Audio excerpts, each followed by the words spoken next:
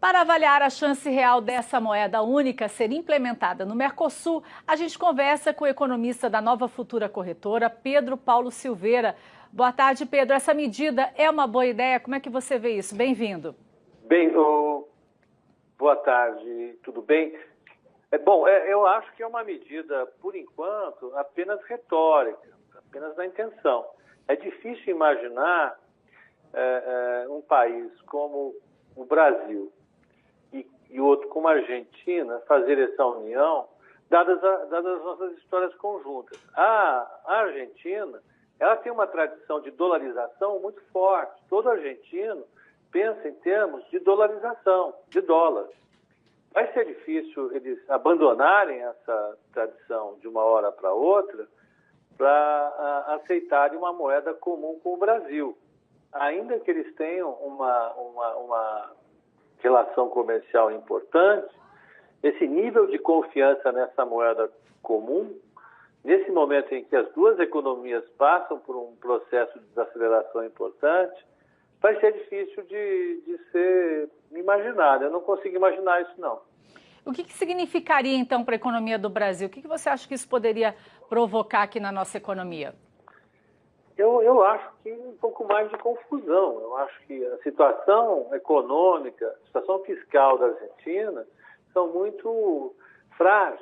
Você agregaria mais fragilidade ao nosso cenário. Hoje a nossa moeda está bem estabilizada, ela tem uma relação com o dólar absolutamente estável, a gente tem reservas internacionais suficientes para garantir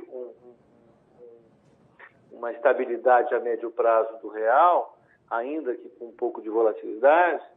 Tem uma situação fiscal que é mais vulnerável. Tudo isso, se você pesar e jogar a Argentina para a balança, vai pesar demais. Eu acho que não é o momento ideal para isso, não. Você acredita aí que pode ser uma manobra política de Maurício Macri? Você acha que houve algum tipo de estudo também do Brasil em relação a essa mudança? Pelo que eu vi, Kelly, eu acho que não houve estudo, não. Acho que foi meio surpreendente essa ideia. Né? A impressão que eu tenho é que a equipe econômica que o Paulo Guedes lidera não pensaria nessa moeda comum, pelo menos por agora. Não que a gente tivesse condições, sem condições de imaginar agora, as condições fiscais da Argentina estabilizadas e as condições fiscais do Brasil, no mínimo, bem estabelecidas. A equipe econômica do Guedes, por exemplo, está disposta a implementar um plano de redução das tarifas de importação para colocar uma tarifa mínima de 4%, por exemplo, mas é um processo gratuito que vai terminar no final do mandato do presidente Bolsonaro. Começa vagarosamente no ano que vem, vai caindo um pouquinho depois e, por fim, cai mais abruptamente em 2022, 2023. É um processo de construção ao longo do tempo. Esse da Argentina é impensável. Você precisaria pensar em algo para os próximos 10, 20 anos, para que até que as condições fiscais se estabilizassem em ambos os países e eles tivessem condições de se unificar.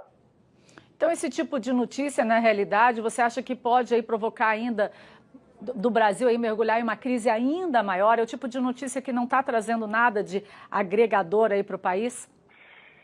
Olha, eu tenho a impressão que a notícia em si não foi levada a sério para o mercado, assim, no sentido de que ninguém considerou isso uma ação a ser implementada num calendário próximo, né?